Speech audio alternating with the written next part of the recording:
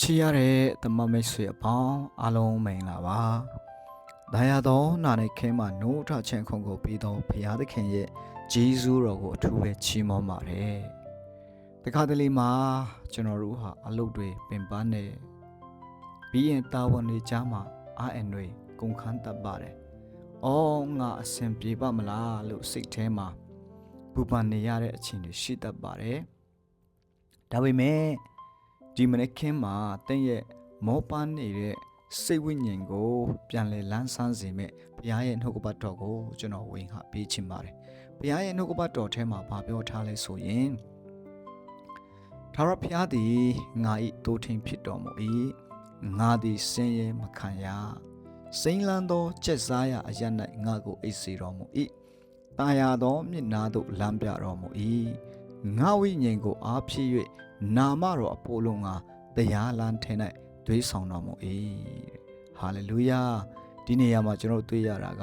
ထာဝရဘုရားသည်ငါ၏တိုးထင်ဖြစ်တော်မူ၏တဲ့တိုးထင်ဟာတိုးတွေကိုဘယ်သောအခါမှပြစ်ပယ်မထားပါဘူးအန်ဒရကြာရောက်လာမဲ့အရာတွေကိုအမြဲတမ်းကာကွယ်ပေးထားပါတယ်ကာကွယ်ပေးတတ်ပါတယ်ဒီလိုပဲဘုရားသခင်ကတင့်ရဲ့ဘဝခရီးလမ်းတစ်ခုလုံးကိုတာဝန်ယူစောင့်ရှောက်ပေးနေတဲ့ဆိုတော့ကိုတင့်ရဲ့စိတ်ထဲကနေယုံကြည်ပါ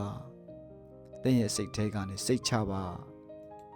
ပြီးတဲ့အခါမှာကျွန်တော်ဘာတွေ့ရလဲဆိုရင်စိမ့်လန်းသောကျစ်စားရအရနိုင်ငါကိုအိတ်စေတယ်တဲ့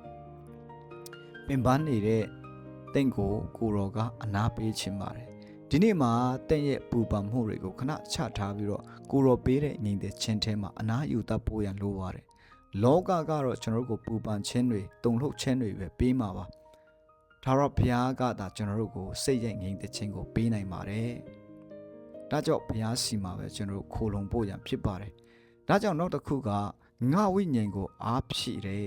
ဆိုတဲ့အရာကိုကျွန်တော်တွေ့ရပါတယ်ကိုရောကတင့်ရဲ့ခန္ဓာကိုယ်တည်းမကပဲတင့်ရဲ့စိတ်ဝိညာဉ်ကိုပါအားတစ်လောင်းပေးမှာဖြစ်ပါတယ်ဒါကြောင့်တပတ်တာရဲ့ကြံရှိတဲ့ရက်တွေကိုမျောလဲချက်အတစ်နဲ့ကျွန်တော်